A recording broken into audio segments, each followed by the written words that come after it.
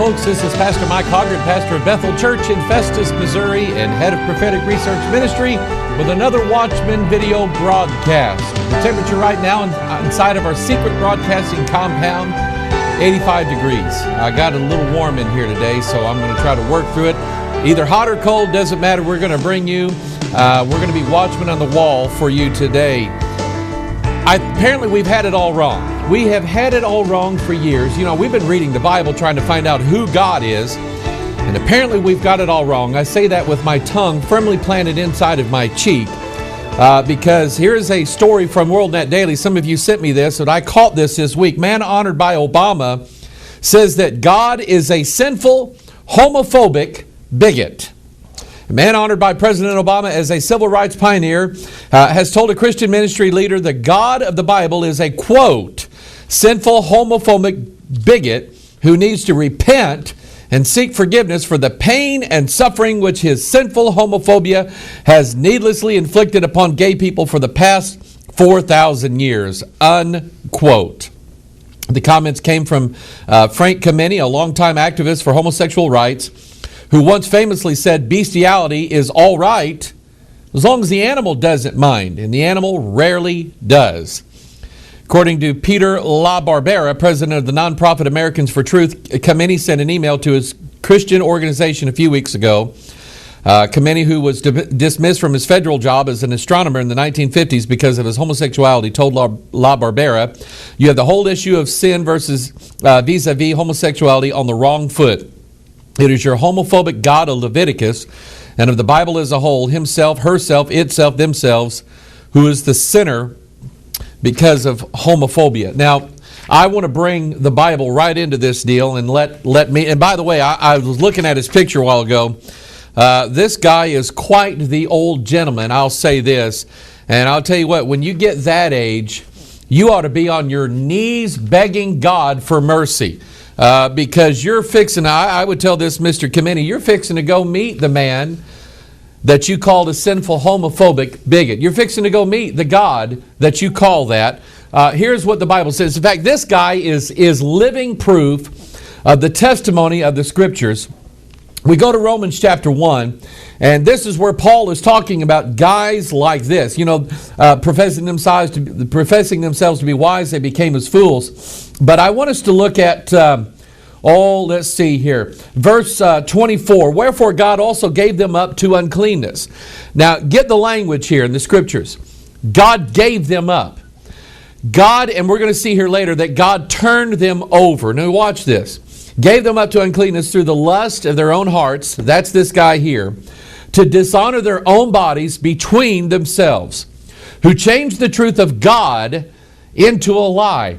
God, according to the Bible, according to what I believe, is a loving, all-knowing, merciful God who loves when people repent of their sins, no matter what they've done, and calls upon Him in truth and honesty and says, God, save me. I don't want to burn in hell.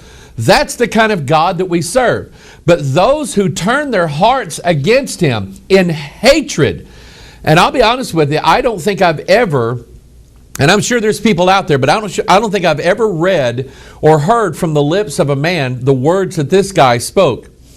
But it says, who changed the truth of God into a lie. So that's what this guy did. And worshiped and served the creature more than the Creator, who is blessed forever.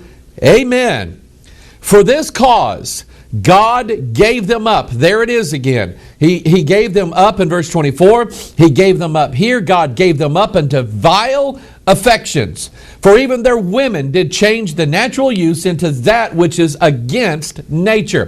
Lesbianism and sodomy are against the very nature that God has created in us. It is natural for a man to desire a woman and a woman to desire a man. It is unnatural when those things are reversed. God said so. Verse 27, and likewise also the men, leaving the natural use of the woman. I mean, without being too graphic here, God designed the male to go with the female. Anything else is an utter abomination, not only unto God, but unto most people in the world. And likewise also the men, leaving the natural use of the woman, burned in their lust one toward another, men with men working that which is unseemly, and receiving in themselves that recompense of error, which was meat, or that the word meat means the word like sufficient. So this guy, because of his sinfulness, and here's where I think is a key issue here for those of us who believe the Bible and we're wanting to stand in the last days. Sin determines your doctrine. Your sin and how you treat your sin will determine your doctrine. The Bible talks about, when Jesus was teaching in Mark chapter 4 about the parable of the seed and the sower, he talked about the deceitfulness of riches, and those were the thorns that choke out the word. The deceitfulness of the things of this world. Our sin will determine our doctrine. The deeper you are in sin, the worse your doctrine is going to be according to the Scriptures. This guy has gone all the way as far as God is concerned. And I truly believe in my heart that this man has been turned over and he is receiving in himself the recompense of his error. So verse 28, even as they did not like to retain God in their knowledge, here it is again, God gave them over to a reprobate mind to do those things which are not convenient. This guy, we're supposed to love everybody, and maybe I'm wrong on this, but I think this guy matches that description. 3 times God here said, God gave them up, God gave them up, God gave them over. He is turned over in his mind. Paul talked about his conscience being seared with a hot iron. His conscience has been seared. He sees absolutely, totally nothing wrong with what he's doing, even though it's against the laws of morality, it's against the laws of nature, and against the laws of God. He sees nothing wrong with what he's doing. And then he goes so far as to turn in his mind against the very God who created him by calling him a lying, sinful, homophobic bigot. And this is the guy that our president honored with an award. Troubling news. Democrats plan to steal the vote. A political correspondent is making waves with his stern warning that Democrats are scheming to manipulate the electoral process this election year by implementing a federal mandate to involuntarily register millions of people to vote, making the system ripe for unprecedented fraud and abuse. Democrats were very rattled by the November 3rd election results. Wall Street Journal reporter and political commentator John Fund told a crowd in November 2009 at a David Horowitz Freedom Center forum. What do liberals do when they lose elections? They change the rules. Fund is warning that Senator Charles Schumer and John Conyers plan to propose universal voter registration legislation, possibly within weeks. Schumer is definitely introducing a bill, Fund told WorldNet Daily. It's not public yet, but he's definitely going to do so. Now, here's what they're going to do. They're going to take everybody's name that right now is on some sort of government database. I don't care what it is. Medicare, Medicaid, welfare, it doesn't matter.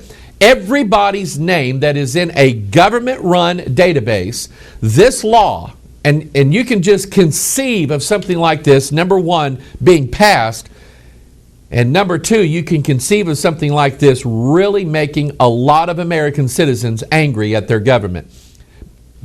But it's going to take everybody who is on a government database.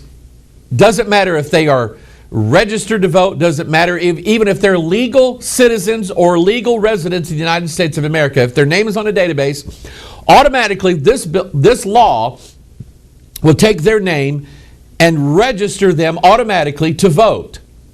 So that probably we're fixing to add in this country untold millions of people whose names are going to be in a file system somewhere as registered voters.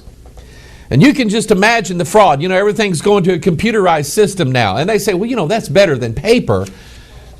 I don't think so. Computers can be hacked. I don't care how strict the protocols are. They can be hacked. And I'm telling you that probably somewhere down the line, somebody is going to massively put in a lot of votes for their particular candidate. And I tell you, if this vote it starts getting known about and starts getting passed, you can write off the future of the United States of America. You can write off any hope of us ever having a decent election in this country. My guess is, and I've been thinking about all this and about the 2010 election and how these guys know that they're out of office. They have to know that they're fixing to be sent down the road. What were they going to do to stop that? It looks like this is one of the things that they're going to do to stop it. And I will tell you that this, and I want you to know where I stand. This law right here, in fact, I may just deal just with nothing else but on this broadcast, but this one thing right here. And I got a lot of stuff here. But I'll tell you, when I saw this, I cringed. My stomach tied up in knots. Because we already are looking at a situation in this country where we are in trouble. Our banking system is in trouble. Our financial, our healthcare system everything is in trouble in this country. We have people running the government that, number one, are probably not qualified to run the government. Number two, that are running the government contrary to two things. Number one, contrary to the scriptures. That's why Obama can honor a guy such as this. But also, they are running the government contrary to the Constitution of the United States of America and the Bill of Rights. I'm telling you, at some point, the average American citizen, Joe the plumber, whoever it is going to say, we've had enough. Hopefully, they do it in the voting booth in a legal election. But if that is not allowed to take place, then we're looking at probably the worst of all scenarios for the United States of America. We're in trouble in this country. When they start messing with our greatest weapon right now in this country, our greatest weapon beyond any doubt is our ability to vote. And to vote out the people that are destroying the country and hopefully vote in people that will help the country. If they take that weapon, see, this is all about disarmament. Since I'm just operating here on, I'm trying to be led by the Lord here, I'm going to go back to 1 Samuel. This has been on my mind this week. And let's see here if I can find it here real quick. 1 Samuel, I believe it's in chapter 13, 12, 14, somewhere around in there. If I don't find it very quickly, I'll just kind of tell you what it. But at the time of Saul, the Philistines were running the show in Israel, and it had gotten to a point here in the days of Saul. Oh, let's see. Boy, I just really want to find this because it's very, very powerful. In 1 Samuel chapter 13, in the days of Saul, the Philistines pretty much were running the show. The unrighteous, ungodly crowd in Israel, the enemies of God's people, were running the show to such an extent that they're the ones calling the shots on everything, and they were running the show so well that they had not permitted any of the Israelites a blacksmith. Look at this, verse 19. Now there was no smith found throughout all the land of Israel. For the Philistines said, which, of course, made the phone books a lot smaller. When you take the name Smith out of the phone book, it decreases that much. Just a little joke here. There was no smith found throughout all the land of Israel, for the Philistines said, lest the Hebrews make them swords or spears. The Philistines did not want the Israelites to have weapons. They didn't want them to have arms. This was gun control in the days of the Philistines. And so they would not allow anybody to have, there was to be no blacksmith in all the land of Israel, because blacksmiths could make swords and make spears and sharpen them. Watch this in verse 20. But all the Israelites went down to the Philistines to sharpen every man his share and his coulter and his axe and his mattock. And I'm going to tell you something.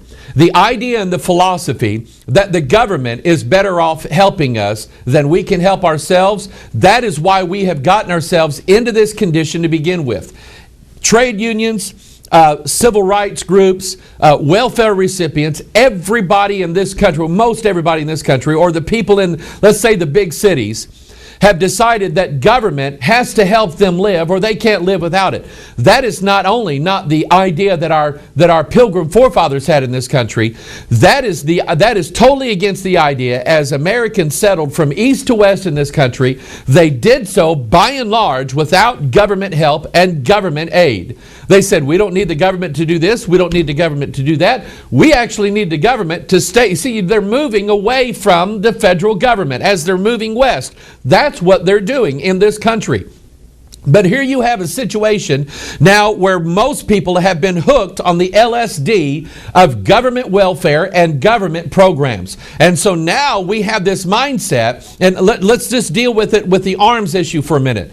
Now we have this mindset that says, oh, well, we need military in our streets because, there are dangers out there. We need the TSA to have more authority in our airports. We need the executive branch of the government to have total control over everything in order to keep us safe because we're just poor and helpless and we can't do it ourselves. And besides that, it's really not a good idea to have guns.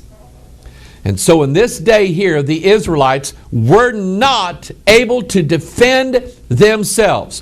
What was the result of this? We move forward to 1 Samuel chapter 17, and here is a 6 cubits and a span giant, one man, making the entire land of Israel cower in fear. Why?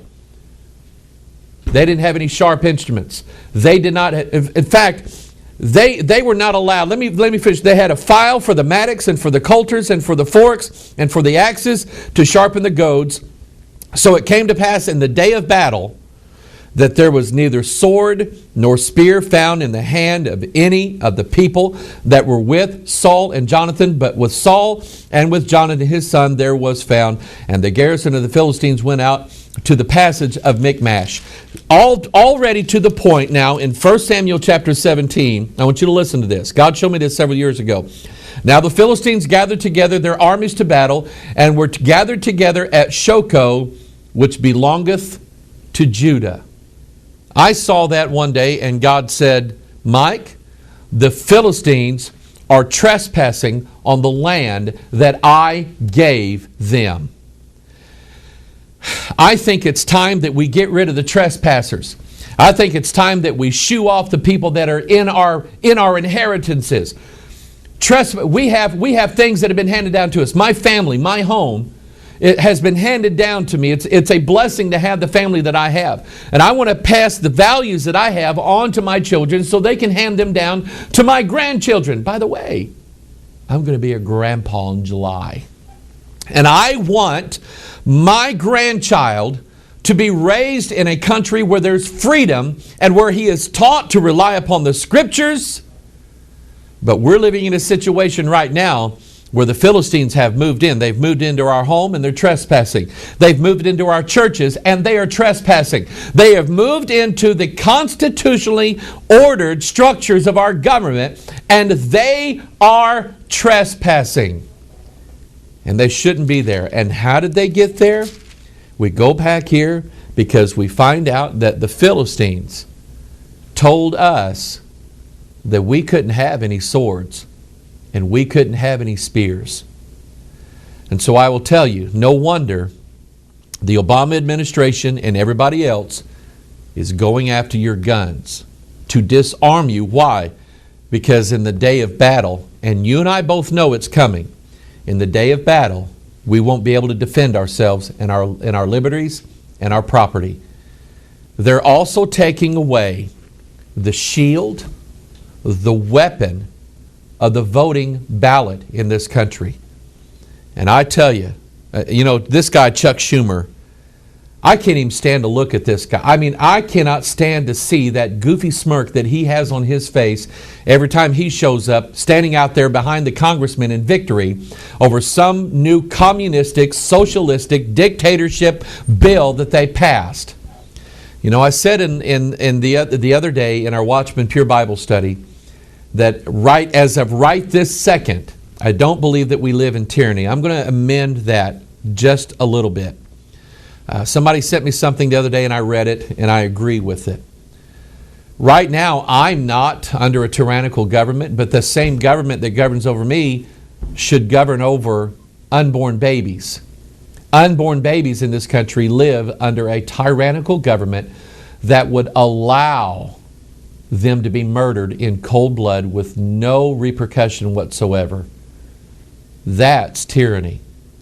And if the government will take away the rights of unborn citizens in this country, the next step is to take away the rights of the already born citizens in this country. You see where I'm going? We may not be under the tyranny that, say, they are in China right now, but we are just 2, 3, 4 steps away from it. I don't know about you, but I really don't get close to ledges.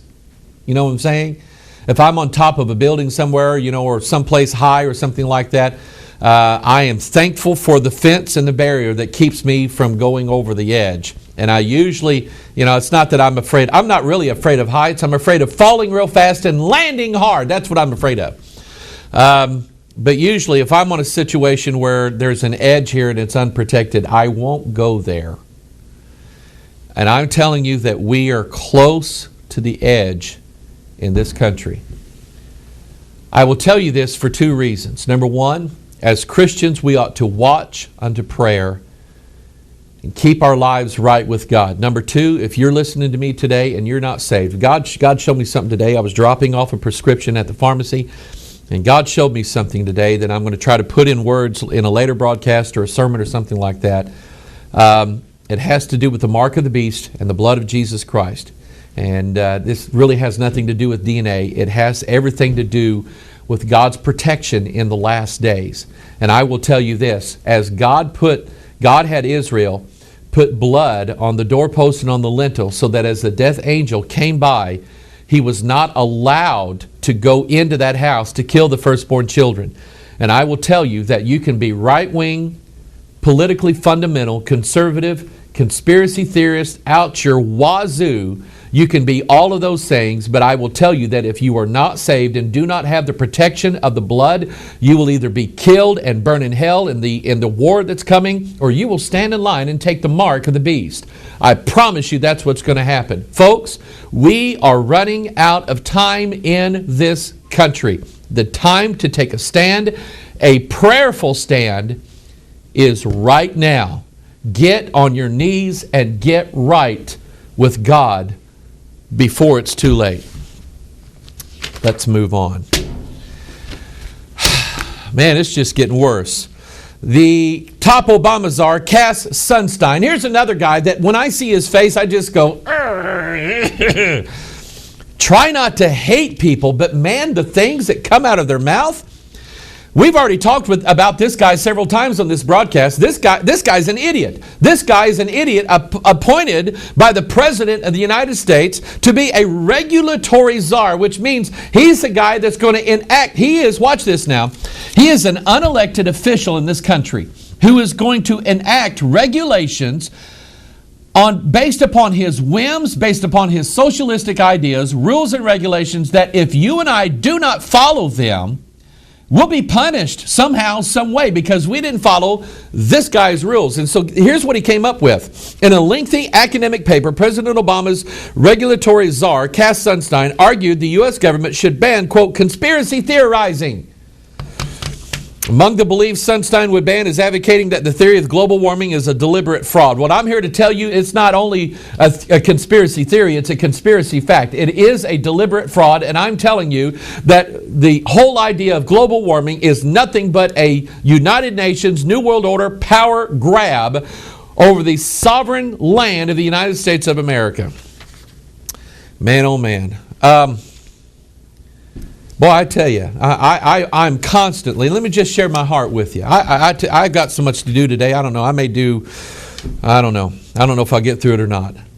I'm constantly torn in my mind and in my heart. And those of you who have watched me over the last few months, you can kind of see that ripple in my heart. And I try not to be unstable. But I see the New Testament full of grace. I see the New Testament full of how we as the church ought to act and behave ourselves, how we should have been praying all along for our government and our governmental system so that they would not be tyrannical to us. I believe in government. I believe in the laws that are enacted to protect and to help mankind. Some of those are good, some of those are evil. And as long as those laws do not prohibit me from serving God the way this Bible tells me to do, then I'm to obey those laws. But I will tell you, you don't see a lot of civil disobedience here by the apostles. In fact, you see the Apostle Paul appealing to the Roman government based upon his rights as a half-citizen or as a citizen of Rome. He appealed, if you go read that in the book of Acts, he appealed to his rights as a citizen.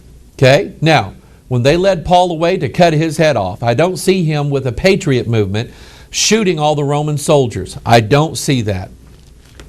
However, I can tell you, point out in the Old Testament, everything that I see in the Old Testament shows you God's people defending their land.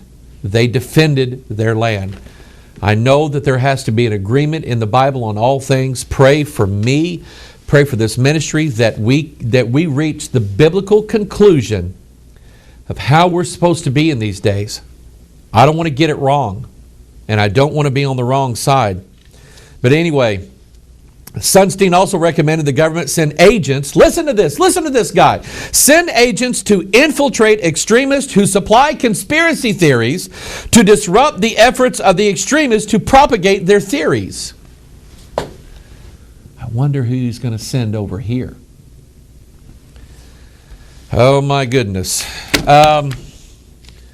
And by the way, I absolutely refuse to live in fear. That doesn't mean I don't experience fear. I just don't like it, and I plead to God to remove it from me, because I will tell you, okay, that number one, it doesn't matter how many laws, how many hate crimes they enact, how many Cass Sunsteins there are in the world, we have to say what we're told to say, irregardless of what the consequences, the earthly consequences are, because I will tell you that I would rather suffer earthly consequences than eternal ones. So we have an obligation to say what it is that we are supposed to say as Christians, as believers, according to the Scriptures, the King James Bible. Never apologize for that to anyone for that. But I will tell you, I'm not going to live in fear on government infiltration. I'm not going to live in fear on who might, be coming into our church. That they were calling us conspiracy theorists for thinking that our movement could be infiltrated by federal agents.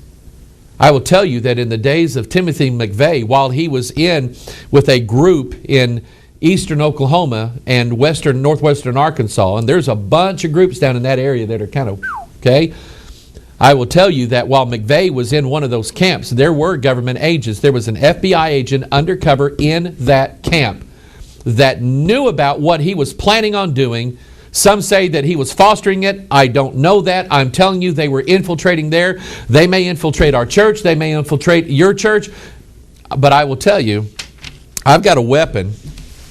And you know what? They may take away my guns. They may take away my right to vote. But they will never, ever, ever take this Bible.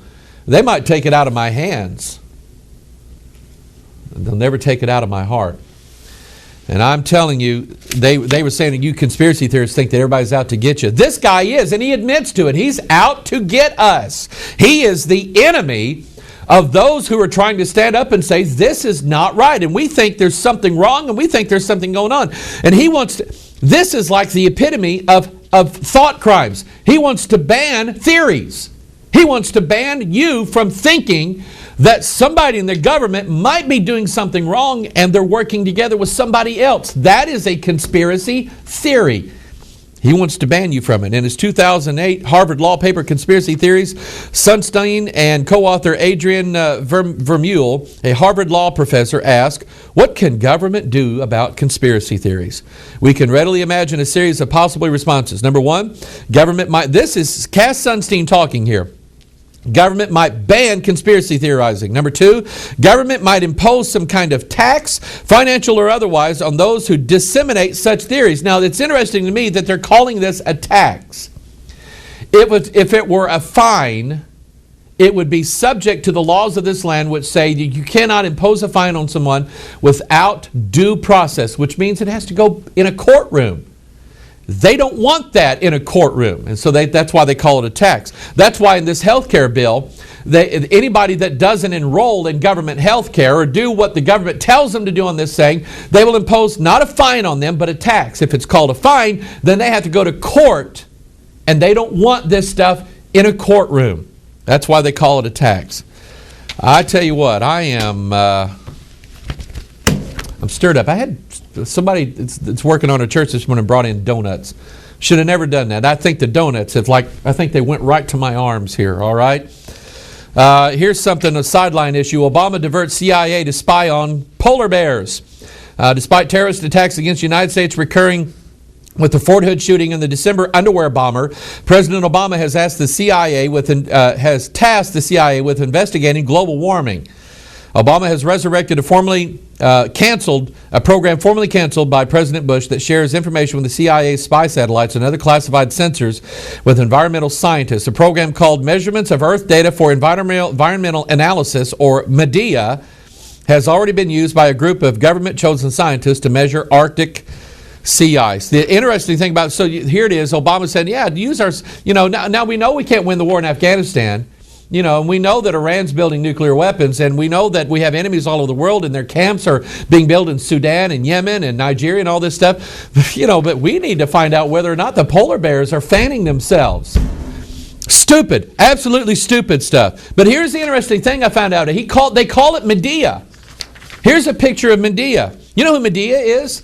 She is a sorceress, a witch, who was married to Jason. Jason the Argonauts.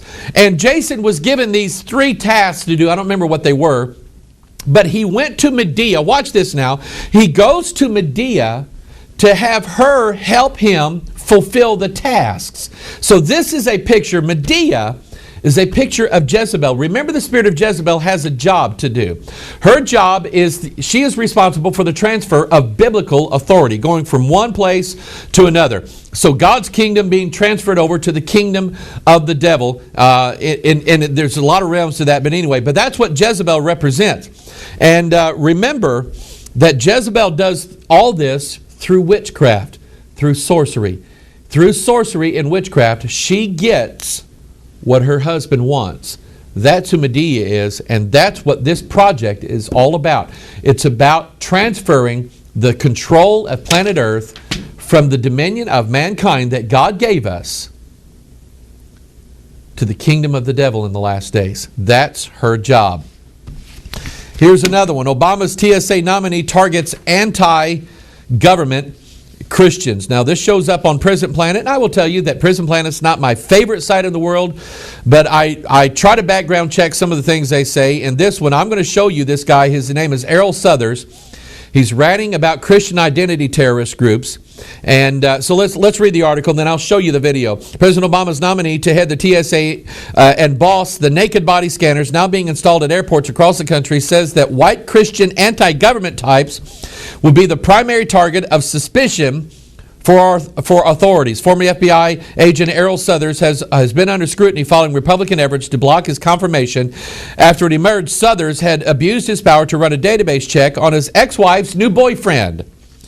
So anyway, I want to play this video for you. So I want you to hear the ranting that comes out of his mouth about these Christian identity people and these Christians, these fundamental Christians, like me, that are terrorists to our country. And this is the guy in charge of running the TSA scanning idea. Take a listen. Most of the domestic groups that we have to pay attention to here are white supremacist groups. They're anti-government, in most cases anti-abortion. They are usually survivalist type in nature, identity-oriented. If you recall, Buford Furrow came to Los Angeles in, I believe it was 1999, when he went to 3 different Jewish institutions, museums, and then wound up shooting people at a Children's Community Center, and then shooting a Filipino postal worker later on. Matthew Hale, who's the Pontifex Maximus of the World Church of the Creator out of Illinois, and Ben Smith, who went on a shooting spree in 3 different cities where he killed a number of African Americans and Jews and Asians that day. Those groups are groups that claim to be extremely anti-government and Christian identity oriented. I'll tell you what, we've got some reprobate people running this country. Only in California, and we kind of knew this was happening. Everything happens in stages, in levels and steps. That's the plan. So in California, they are considering to legalize marijuana. Not for medical use, just for that. The first step to legalize marijuana in California could happen Tuesday. Lawmakers will vote on Assembly Bill 390, legislation to tax and regulate marijuana. The Assembly's Public Safety Committee is expected to vote after a hearing that begins at 9 a.m. hearing in Sacramento. The bill, authored by San Francisco Assemblyman, San Francisco, you know what? Nancy Pelosi is from San Francisco, and this Assemblyman, Tom Amiano, is from San Francisco, and I'm telling you that the spirit that resides in San Francisco is the spirit that is now trying to run this country, and it ought to be put out. Anyway, he said it would essentially treat pot the same way alcohol is treated under the law and would allow adults over 21 to possess, smoke, and grow marijuana. The law would also call for a fee of $50 per ounce, so wow. Now, I'm acting like, man, that's high, man. I bought pot. I've never bought pot in my life. That just sounds $50 an ounce. That's like, man, that's more than silver right now, I think, and would help fund drug eradication and awareness programs. This is stupid. It's idiotic to let people grow drugs, tax them so you can have anti-drug programs. And you and I both know this has nothing to do with the government saying we just want to eliminate drugs out of California. California is drugs. California is drugs, and wine is what it is. It's nothing to do with that. It's about a government in California that is strapped for cash. And they have a cash crop lying in the wings in California. It's called marijuana. And they want $50 an ounce. That's pretty high. We talked about this on the Watchman video program. We've been talking about this all year long. I've preached it. I'm not a prognosticator. I'm not a prophet. I'm not someone who is so smart that I can figure out where everything's going. But I will tell you, several years ago in the state of Missouri, 80% to 20% to constitutionally outlaw gay marriages in the state of Missouri. Hoorah! California, I had suspected all along, was not only going to overturn their own gay marriage ban, but overturn the whole country's gay marriage ban. A federal judge in the gayest city in the world, San Francisco, is now deciding whether or not we, the people, have the right to keep marriage between a man and a woman. I'm not a betting man, but if I were, I would bet that we are going to have this shoved down our throat, just like abortion, euthanasia, pornography, narcotics, and every other imaginable evil required to drag us and our families deeper into the bottomless cesspool. I'm not the one who wrote this, but those words come right out of my mouth. He says, I quote the following: the first federal trial on the constitutionality of state bans on same-sex marriage got underway with former U.S. Solicitor General Theodore Olson quoting the U.S. Supreme Court's own lofty description of matrimony to demonstrate what his clients are being denied. Olson represents 2 same-sex couples suing to overturn Prop 8, California's voter-approved ban on same-sex marriage. The judge in the case stated the following: if California would simply get out of the, and I'm going to say California because that's what it is, if California would simply get out of the marriage business and classify everyone as a domestic partnership, would that solve the problem, the judge asked? But anyway, I'm not going to continue reading on this. I got some other things, but I'm going to tell you, you watch and see. You watch and see. If they don't in California, one judge will rule, or a group of 3 judges will rule in an appellate court and say that a gay marriage ban anywhere in the United States of America, including in states that have already amended their constitution, they're going to say that that's wrong and you can't do that, and they're going to strike down the overwhelming majority of the will of the people of the state, sovereign state of Missouri. We shouldn't let them do it. Here's a video sent to me. This is from a company called INSITU, In Situ. I don't know exactly what that means. But it's one of these companies that produces these drone airplanes, and they're not content with just letting the military have them, to spy on, Afghani rebel camps or, Russian military bases or anything like that. They're marketing and selling them to your local police department. I think this is out of Houston. I'm just going to roll this. It's about 4 minutes. I want you to watch this thing and watch. And I'll tell you something. You just watch. Look at the secrecy that is going on in these police departments. They do not want you to know that they've got this miniature airplane flying over you watching what you're doing. They don't want you to know that. Take a look at this. This made my blood boil. Local 2 investigates the secret aircraft the Houston Police Department is now testing. It's a new unmanned drone that can patrol from the air. Now, it's also a device that HPD wanted to keep under wraps, and now they're being just a little vague at how they're going to use it. KPRC Local 2 investigative reporter Stephen Dean gives you the first look at the plane that could soon be watching you from above.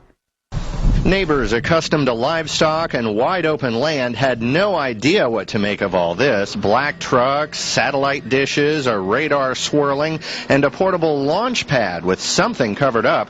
At the entrance to this Waller County ranch was a Houston police roadblock, checking all the dignitaries arriving for this secret test. Their invitation spelled out no media allowed. We tried to ask this HPD lieutenant on his way back out. They'll be coming out here in a minute. They all gathered around the launch pad, big shots with police departments from all over the Houston area. And now, the show they came for, the test you were not supposed to see. It's an unmanned drone aircraft. HPD, the Federal Department of Homeland Security, and other invited guests all watching to see how this drone could be used for police work in and around Houston. We tracked that drone from News Chopper 2, and that drone was able to use a high-powered camera to track us.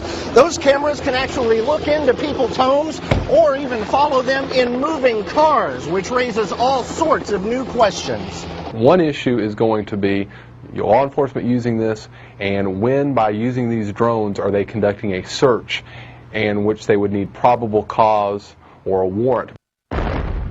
The military's been dropping bombs and using drones for secret war zone surveillance for years. And last month, the California wildfires were snuffed out with drones joining the other firefighting tankers in the air. This drone is made by a Washington state firm called In Situ. They weigh about 40 pounds, but they can carry 15 pounds more in police gear.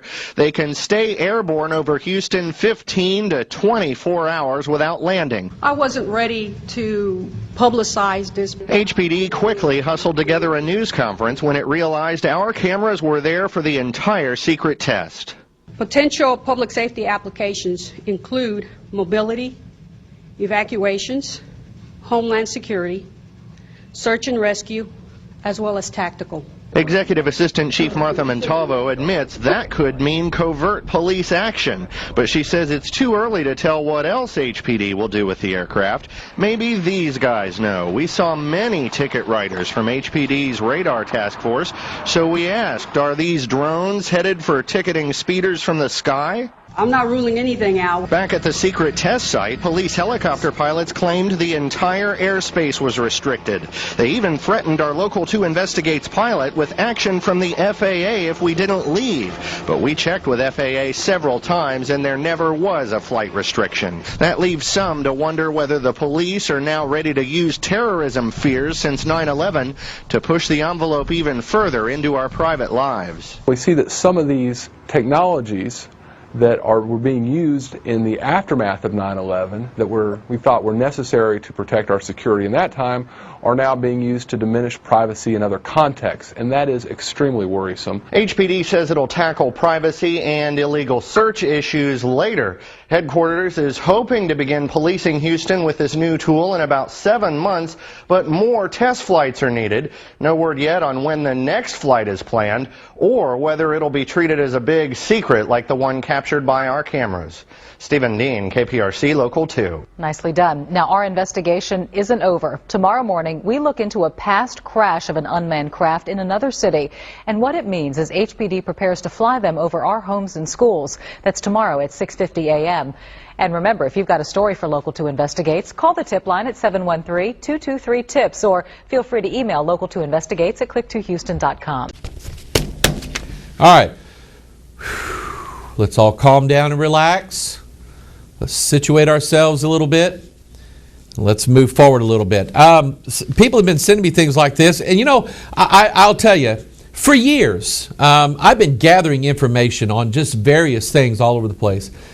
And there was a time in my life when I was extremely frustrated because I had all this knowledge, all this information, all this stuff that I couldn't get out anywhere. I had no place to give it. I mean, you can only do so much in your local church, but I have a responsibility to preach to these people and be their pastor instead of just being their conspiracy expert.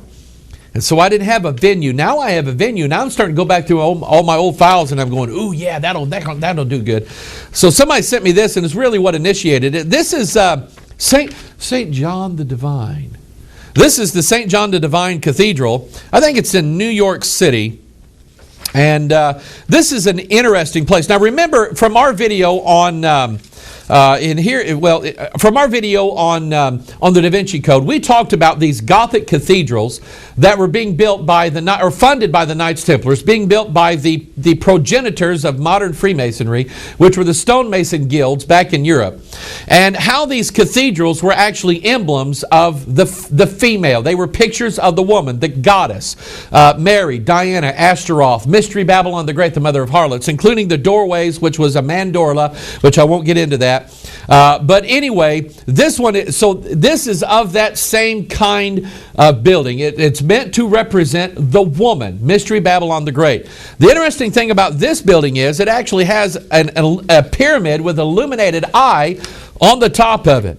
It was featured in an early edition of, let's see, what is this? 1925, March 1925, Masonic World magazine. You see on the cover of the magazine here, you have the two pillars, Jacob and Boaz. We talk about those.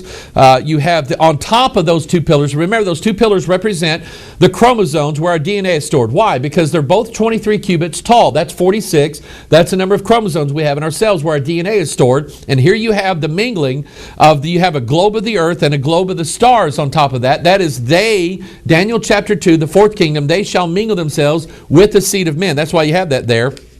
And so you have it featured on the Cathedral of St. John Divine in Masonic World. And there was all kinds of things that were associated with this Roman Catholic Church there. And they were doing all kinds. I think it's Roman Catholic. They were doing all kinds of like weird stuff. They were blessing animals there. And every year at Halloween they have this parade through the church, and all these ghostly, ghastly, demonic images are being floated through the church. And I'm just going, ah! But anyway, here is one of the things about this particular church. It is that it's the headquarters of what's called the Temple of Understanding.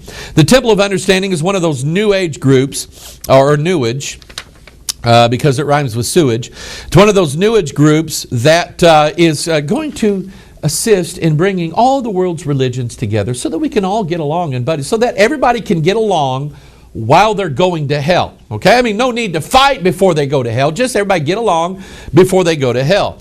So it's the headquarters of the Temple of the Understanding. Here's what New Ager Jean Houston said about this temple. She said the temple's purpose is to facilitate the one world religion through the promoting both of the acceptance and the embrace of all religions, beliefs, and rituals. The Temple of Understanding's meditation room was to be known as the Hall of Illumination, where the Illuminati, masters of wisdom, our leaders of the Temple of Understanding, will train the public in the new humanistic cult to create a new type of mystic. A mystic is someone who follows after the doctrines of mystery, Babylon the Great, the mother of harlots and abominations of the earth. And you say, well, you know, the Catholics, they've been doing that for years. Oh, really? Yeah, they have. And now they're moving it into the Baptist, the Mennonite churches. Here's an article from the Mennonite Church in Canada, Unexpected Encounters with Spiritual Boys. Now, I won't read the whole article here, but basically the Mennonite churches are now leading people into contemplative spirituality, or what they call spiritual formation, including Lectio Divina, or contemplative prayer. And contemplative prayer is nothing more than channeling familiar spirits into you. They say, oh, you can hear the voice of God when you go into this trance. That's not the voice of God. The voice of God is heard through the Spirit by reading your King James Bible. But anyway, these boys are encountering unexpected encounters. Well, yeah, they're not encountering God, but these boys are walking this prayer labyrinth. It's a maze. It is a way not known. That's what these things represent. And one boy said, we felt the Holy Spirit of God. Well, I'll tell you what, we're in trouble. Here's another one here. Let me get to it here. I kind of got it out of order here. Here's another one from a Baptist church. Church's year-long journey begins. The Reverend Andrea Jones. See, that just doesn't sound right to me. The word reverend should be followed like Mike or Bill or Frank or John, but not Andrea. This is apparently Raleigh, North Carolina. The start of a new year often occasions grand wishes for world peace, but a North Raleigh congregation has come up with a small expression it hopes will make a difference. Every day this year, the church will line up volunteers, at least one a day, to walk a labyrinth in its backyard garden. Now, this is a Baptist church, Millbrook Baptist Church. Let's see here. I want to read some of the quotes here that were made about this. The plan takes inspiration from a 1% for Peace, an informal nationwide campaign, said Kay Cato, the organizer and the chairwoman of the church's Labyrinth Committee. Do you have to have a Labyrinth Committee? When 1% of the people pray and meditate, our world becomes a better place. That is witchcraft. That is witchcraft, plain and simple. When you believe that you have to get a certain number of people to say the right words and meditate together, then it creates something. That is witchcraft, noetic science. It is every false saying. I want to tell you something. I believe one man can pray and invoke and bring down the power of God. I used that word invoke. I didn't mean to, because I don't believe that you invoke God. But you can get God's attention through prayer. You can get God's attention through crying and repenting. But I will tell you that this nonsense that we have to get enough people together to pray about something so that God will finally listen is false, and it's witchcraft.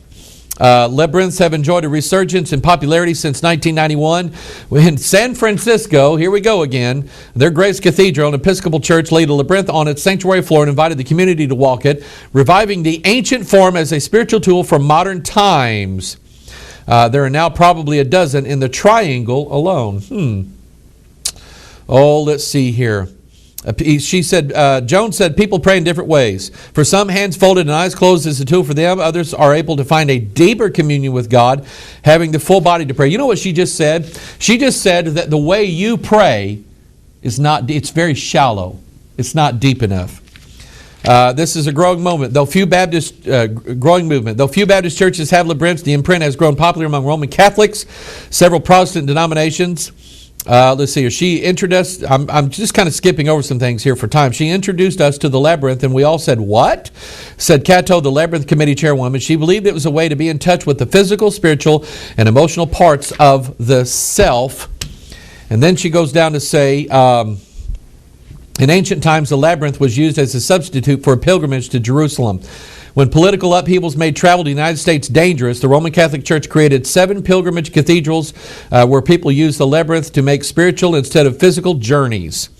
Oh, here we go. Judy Homer, a Raleigh spiritual director who has been leading workshops on labyrinths for 15 years, said she hopes Millbrook's example will serve as a prototype for other churches. If enough people are working toward peace, it raises the vibration level. To her, the labyrinth is a path of illumination that can transform and change people's brain chemistry. Unlike a maze, a labyrinth has no tricks or dead ends.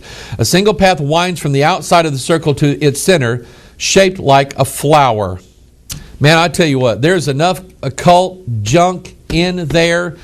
It just blows my mind. And I understand the language here. And I want you to get this. What they're saying is that the labyrinth will bring you to the same place as the cross. They're lying through their teeth.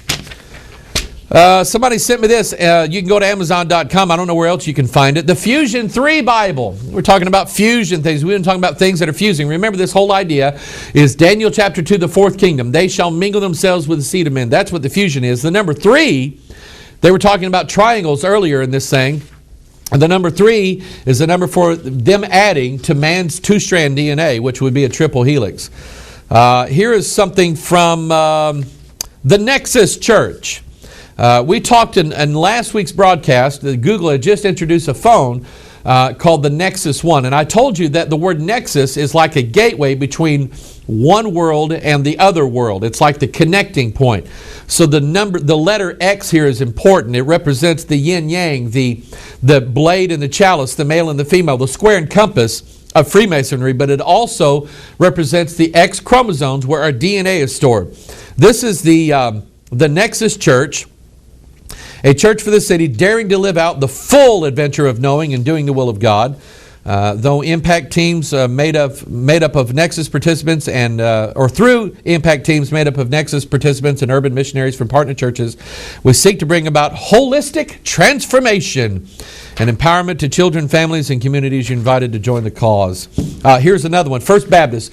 The Baptists, the Nazarenes, the Pentecostals, they're being taken over. Even the independent Baptists are losing their churches. Okay, they're losing their churches because of the onslaught of the invasion.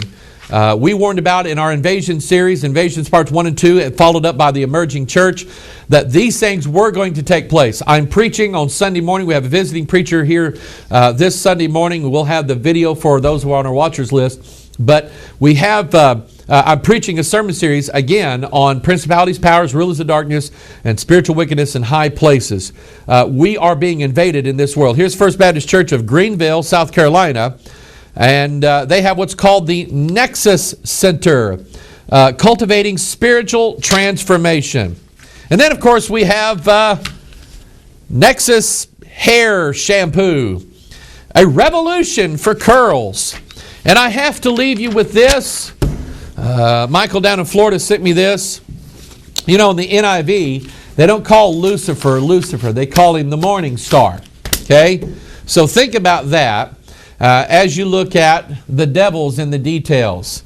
Here we even have morning star, triple helix, sausage.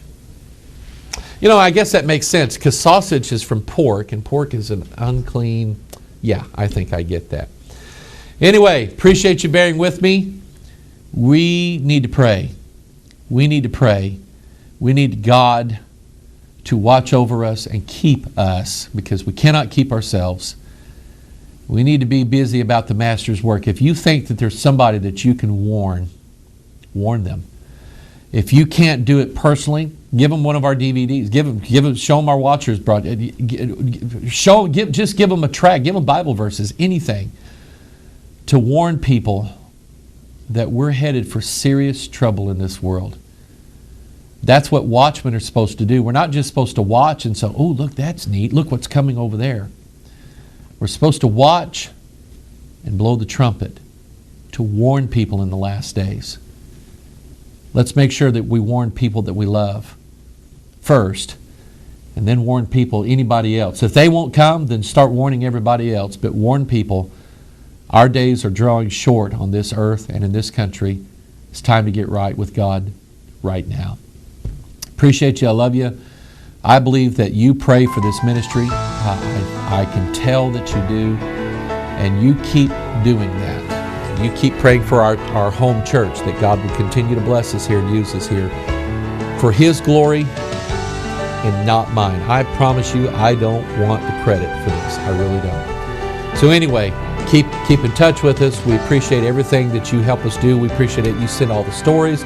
You help us out with a donation or two every now and then. And that, I'm telling you, that just means a lot to this little bitty church here in Festus, Missouri, in our top secret broadcast compound, because we don't want anybody to know where we're at on 1233 American Legion drives. So keep that a secret. All right, this is Pastor Mike. I love you. We'll see you the next time. Bye-bye.